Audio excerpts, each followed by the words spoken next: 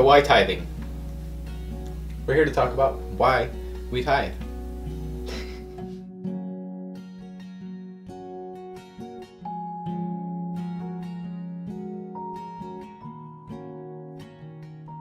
Some of the blessings that we've had from following what God asked us to do.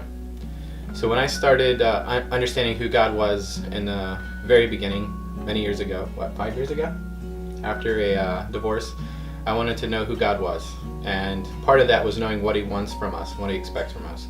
So I had a lot of blessings come in very quickly, but then there came this thing of tithing. So where God asked me to give 10% of what I make to His kingdom and to do His work. That's probably one of the hardest places for guys, I think, to let God be who He is and to find out how real He is to let go of your finances. That's where our security comes from, possibly. So, what have you seen since we started tithing? Well, we started tithing immediately, even before we started our business, before we got married, while we were dating. I told God that if He could just get me my first job, I would tithe immediately, and I was making $400 a week, nothing, but I still gave $40 every single week to God, and never stopped doing that. I met Jer, and he saw that I was doing that, and without me really even having to say anything, he just kind of started following along and saying, okay, this sounds right, this sounds like what we need to do. And at the end of the day, it's just giving back God what is already His. And in doing that, He said that He'll bless us.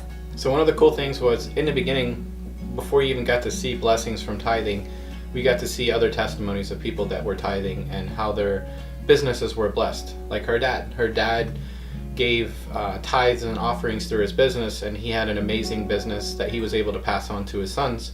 And we're still all getting blessed from that original tithing and blessing. And so is the church family that they support.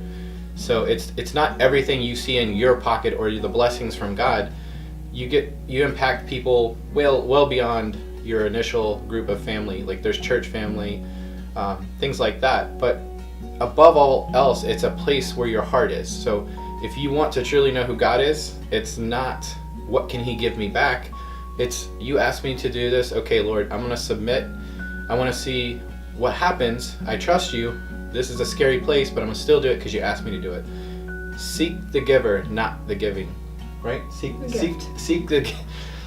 gift, seek the giver. Right. And don't do it just because of what you'll get, but watch what happens when you put God first in your finances. Right. And there's so many people out there that will say, well, I can't afford to give 10%. But really, at the end of the day, you can't afford not to. And I promise once you take that step, you'll start seeing God move because He wants you to.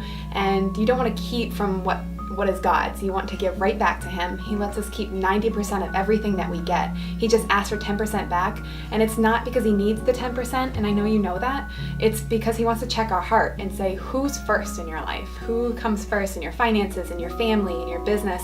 Is it me or is it your partner? Is it me or is it your house? What comes first?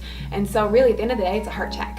And this is the only place in the Bible that I think I can find where God says test Him. So if you want to see a blessed life, read the book and start living it out. And that's it. What you think about that?